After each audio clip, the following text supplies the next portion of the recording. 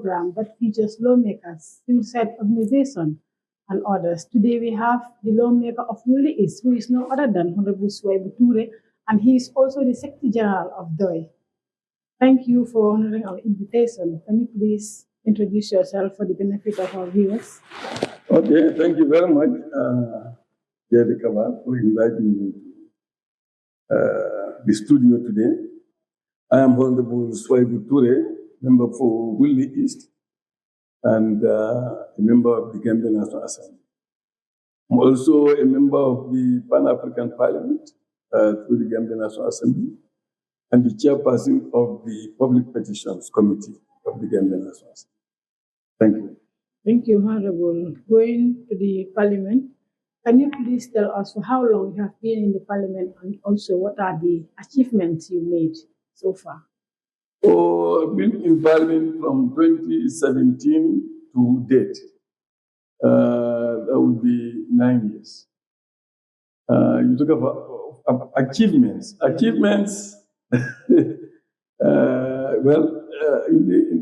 When you come to Parliament, you are dealing with various committees.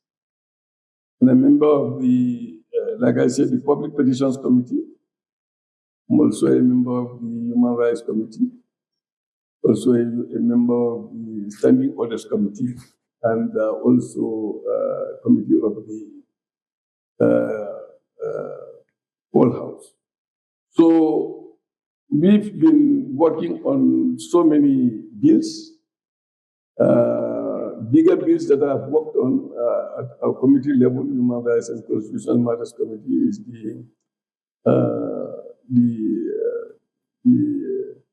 what you call the Offences Act, the Criminal Offences Act. We have the Criminal Offences Act. We also have the Criminal Procedure Act. So those two acts were very tedious. We also worked on the Anti-Torture Act and Corruption Act. These are all bills that we have taken. And so many other bills that are brought by government. There were a few private members' bill, which is not an easy one. Because private members' bills should not actually carry financial burden on the state. So it's not easy to come with private members' bill. But right now, I have two private members' bills. One is about the national languages to be used in our parliament. And the other one is recall of members.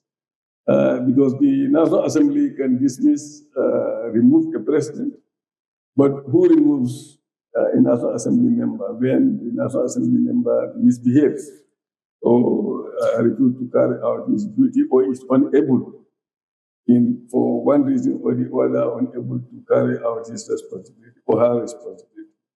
There is no one to take care of that. So you need to come with a recall act, which can help other members to work together to be able to remove a member when the need arises. Okay. As a parliamentarian, what are some of the challenges you face when making laws? Yeah, well, you have several challenges. Challenges is inadequacy to understand bills. You must be able to read the bill, understand the bill. Some of the bills are technical. For example, when it comes to internet, the issue of internet, the issue of communication, those are very technical bills. So you don't need to be an expert to deal with them, but you just simply need to understand. The other thing is that in making bills, you have a parliament that is not homogeneous. They are not thinking in the same way. And parliament is a political house. So while you are thinking in this direction, others are thinking. Sometimes it's frustrating because you will know that this is exactly what should happen, but you will see somebody will stand and oppose it and refuse to accept that. So those are some of the challenges that we have. But apart from that is to ensure that as a parliamentary symbol, to understand a bill, master a bill, ensure that there is no loophole, there is no gap in legislation, and ensure that when you bring a law, you don't just make law and just leave it in the hands of the executive, but you ensure that you follow up for implementation, which is also another part. So these are some of the challenges. We made so many laws, but in reality, when you come and check some of the laws, you see that they are not being implemented. And then it is not Parliament that implements law. So you get frustrated sometimes about those things. Okay, well, implementation is still a challenge. Yeah. So, as parliamentarians, how are you working with the government to make sure that those recommendations are adhered to?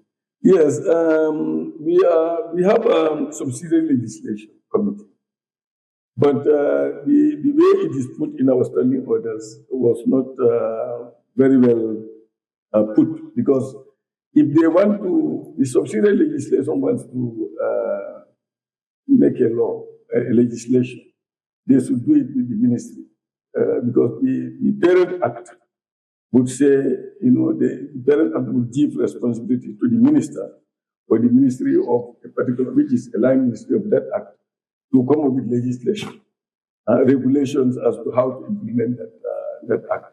So you have a subsidiary legislation, but that is not very well crafted, and therefore, for now, they will not be able to work with the ministry to do that. And sometimes the ministries, giving them the right to make regulation, but they will make regulation, which is sometimes giving themselves more power than the act itself gives them. So if you don't check them, they can continue to do that. So the subsidiary legislation, what the Standing Orders Committee, which I am part of, we are working on, is to modify our law, our standing orders, to ensure that the subsidiary legislation will be able to actually play that role of linking with the ministries to ensure that no regulation comes which gives them more power than the act itself. So that is one process we are working on. The second process is that we want to initiate a program whereby what we call post-legislative scrutiny. We should continue to scrutinize our laws. Now, you have all the committees trying to do that on their own, but we are advised that the best thing is to have a separate committee whose responsibility will be to monitor legislation, to monitor the various acts to ensure that they are being implemented. For example, when you come to the Disability Act, since we enacted it up to now, it has not been set up, it has not been moved. So you need to have a committee that will follow up, make a follow-up to the ministry to ensure that at least things are moving. The Disability Act should not just be an act that should lie there, but it is an act that needs to be implemented to ensure that the disability in the country gets their rights and their benefits, etc.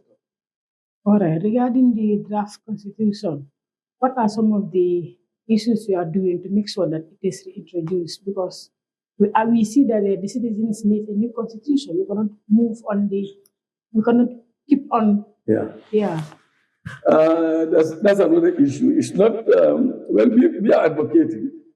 As a member of the National Assembly, your role is to advocate, to ensure that a certain bill comes to Parliament. But that's where you can go. Make sure you follow we have a committee, Constitutional Affairs Committee, which I'm a part of. So we are always constantly in touch. But you have two bills that have come to the National Assembly and they have died. We need to really, really study why is it that it's so difficult to come up with a constitutional review. Because the first review, which was done in 2020, died at the Parliament. The second one also came and then died at the Parliament. So therefore, what I have noticed is that the threshold for a constitution to be reviewed in this country is very high, which is 75%. 75% of the second reading 75% in the third reading, and 75% at the at the election period. So it is very, very, very difficult to come up with a review when you have a polarized parliament. Perhaps when a new National Assembly comes and they are able to adjust some of these things. What I would recommend is that the threshold must be brought down. For example, if you make the threshold of 65%, then maybe the parliament will be able to have that number, be able to pass the bill. But if it is 75%, it's like if you have only 14 people which are saying no, then that means that bill will not pass. All right, moving to politics. As the newly elected Secretary General of DOI, what are your manifestos, and also how are you working to make sure that Gambians has the trust in you? Yeah, we are working very hard. We are still working. We are working on what we call our strategic plan.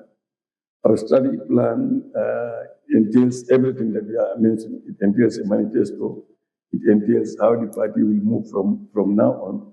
It entails the election period, everything. And it also entails a budget. So we have a committee, which is the Political Affairs Bureau, which is working on those documents. And they'll be reviewed eventually. And then if it is approved, that's what we are doing. But in the process of doing that, all the regional branches in the country and in the diaspora are working on preparing their programs, which will come, I believe, in the next week. It will be here. If all of them comes, we will be able to attach that to our strategic plan, and then that's what we are working on. Now the committees, the branches in the regions are in the process of sensitizing members of their party, at the same time sensitizing the general public, and making sure that membership grows and grows and grows. So that's what we are working on. I believe that others are also working to monitor the registration process, which is a very important exercise. Because if registration fails, it means that the election itself will be faulty. So we are monitoring the registration to the best of our ability. Those are some of the activities we are in, but our manifesto will eventually come. But you know our manifesto already. We are a socialist party, and we are very much, when it comes to economics, we want to overhaul the whole process of making a budget in this country.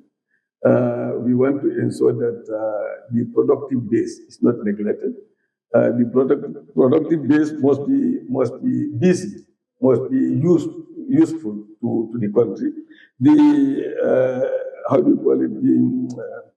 The other sectors also, which is the private sector, must also be busy alongside the productive base, the public base. Then you also have informal. The informal sector also must also grow. So we are thinking of all that, and one of our main key elements is the what you call the cooperative. The cooperative bank must be established, and all these entrepreneurs, smaller ones, whether you are a carpenter or you are a mason or you are a tailor or you are a builder, whatever, a musician. In fact, they can all come to the cooperative bank, check, build their enterprise, and then pay back without paying any interest on that. Now you have other business people who are middle income. They can take, but then they'll have to put little interest. And then you have the bigger business people, importers, exporters, who will take our products. Because if we build a productive base, we are going to also process. It's a value chain. You have to add value to the product. It's not to just produce ground and then sell it to external buyers. Because when that happens, it is the buyer that will determine the price of your product. But when you add value to your product, that means that you who produce the product, you are the one who is going to determine your price. So we want to engage in production, we want to engage in value addition, we also want to engage in commerce.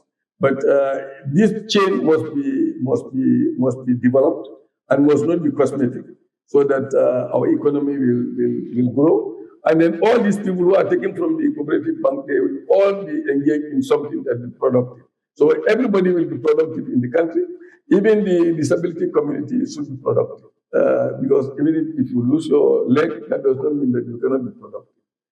You can use your hands to produce.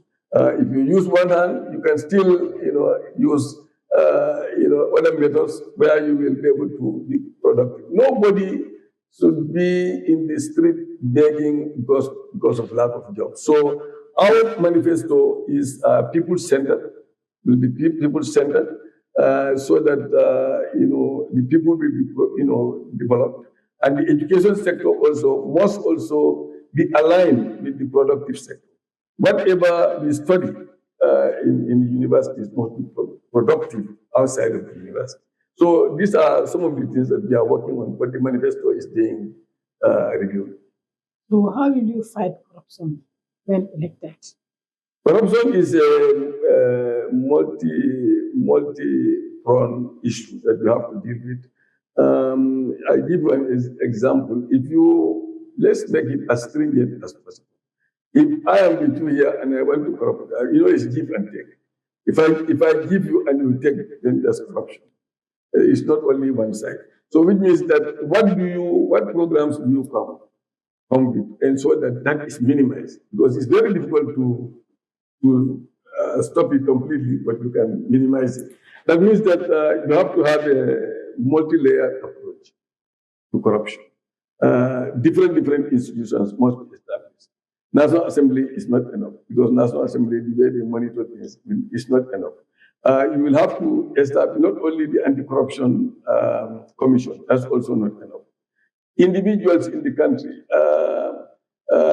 security people in the country must all be educated to understand that corruption is a menace. And when corruption thrives in a country, that country can hardly prosper.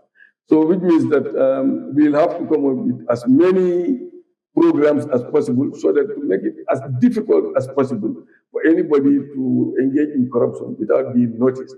I believe that when we establish those programs, those methods, it will actually reduce corruption. I give an example. For example, if you have people in the civil service who are receiving $5,000, let's say they are a police officer on the street, and a driver has, for example, a driver does not have a license and he's driving, or she's driving, and the driver gives that person, $100.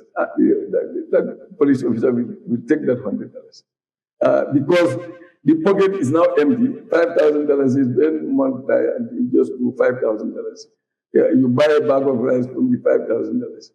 That means that you have only 200. You are renting. Your rent is 2,000. Let me just limit it to 2,000. Then your 5,000 is finished. That person has nothing. So lack of the type of salaries that we give to our civil servants is also so low, to the extent that it will be very difficult to stop them from. But the system I am talking to you, when you develop the economic base of the economy, and then you create wealth in the country, and as many people are working, the people who are giving you will resist. And then you also, who should take it from them, because your salary is increased, you will not want to be, your integrity to be in question just because of your $100. $100, you will not want to waste your time. So we'll have to come up with, as I said, as many techniques as possible to be able to reduce corruption. It's not an easy matter. So how prepared are you as we approach the election? And do you think Doyce has a chance to win the election? Well, we are thinking of various means, because what we do not have in this country is level playing field. If you have a level playing field in politics, then you can predict your support base, you can predict your win. But in this country, there is no level playing field. You are competing with people who are 50 meters in front of you. You've seen that the National Assembly has a budget and they put $50 million in for the president to meet the people. Indirectly, that is 50 million is here for the president to go and campaign, with that 50 million. Use that 50 million to campaign. The other parties, nothing is given to them. In other countries, they will look at all political parties, and then the state will budget for all political parties to carry out certain activities. And that's where the level playing field starts. And then you also have the media. Up to now, you have the law is saying, the constitution is saying, the public media should afford equal time and equal hearing to all political parties, to everybody. In fact, even to CSOs and all these things, they should be able to go there and have their time.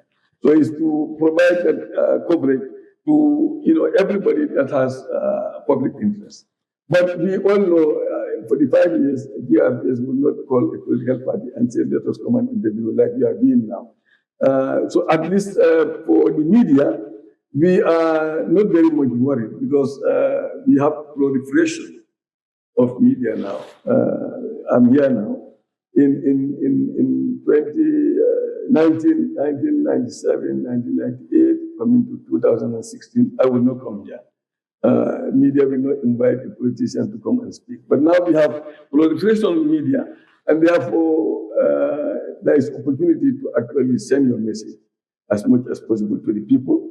And then if you look at the electoral system also, you will notice that it is still not free and fair registration process.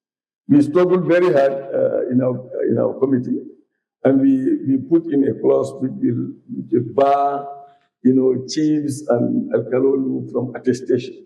But you can see that the ruling party with their numerical number, put it back and said attestation will not go out. So you see that if attestation is not out, who is giving out attestation? It's the alcalis and chiefs.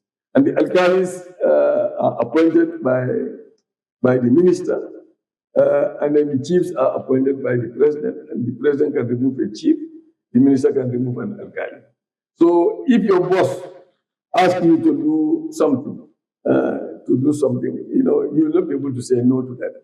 So which means that that type of responsibility should not be given to a civil servant who can be removed by a politician. It should not be done that way.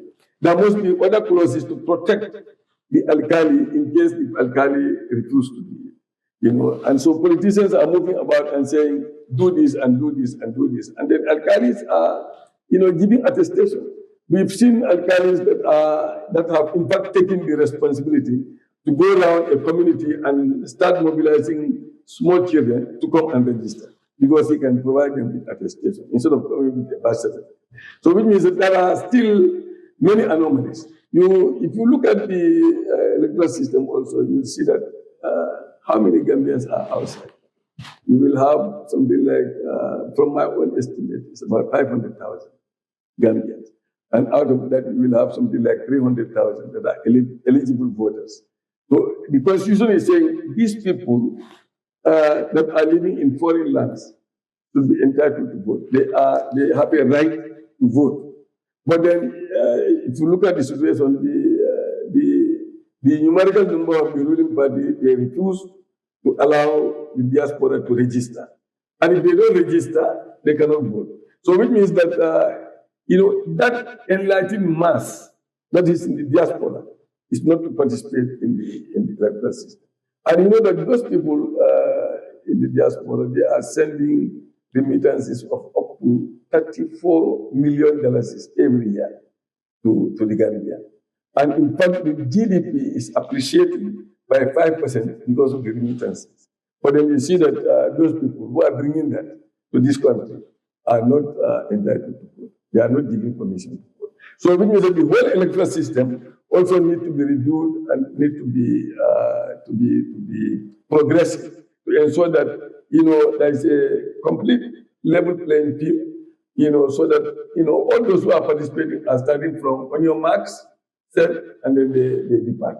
But if it is not that way, some are 10 meters in front of you, some are 50 meters in front of you, then it cannot happen. So the only way to really compete and bring about that change is through the establishment of a coalition which will put all these other opposition parties so that we will have only two boxes. Those who are opposed will put it in one box, and those who are in for the ruling party, they'll put it in another box. And then from there, when that coalition government comes into being, then they'll be able to institute all these amendments that we are talking about to ensure that we have a level playing in our electoral system. Finally, what would be your message to the Gambians? To the Gambians. Yes, all I can say is that the Gambians should know that we are in a democracy, and democracy does not know who is ignorant and who is not ignorant. Democracy does not know who is a young person, who is not a young person. Democracy does not know who is a disabled, who is not. All that democracy knows is that you are a citizen and you are entitled to vote. We are in a Republican status. We are now independent. And that means that every Gambian also is independent. We are all independent. And if we are independent, it means that nobody should control anybody.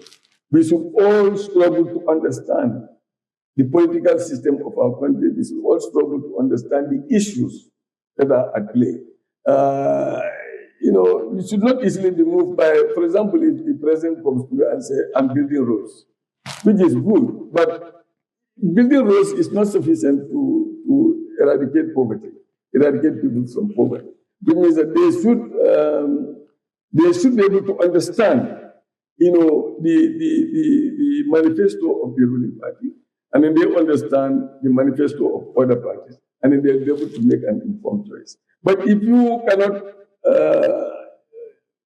discuss and accept, or even imagine the manifesto of other people, then you are voting blindly. And voting blindly is not taking you anywhere. So we are in a situation, as Gambians, we are in a democracy, and I would expect all Gambians to open their ears and their eyes and listen to the programs of political parties so that when it comes to December, they'll be able to make an informed choice. Thank you for the invitation, and we hope to see you again. Thank you very much. Thank you.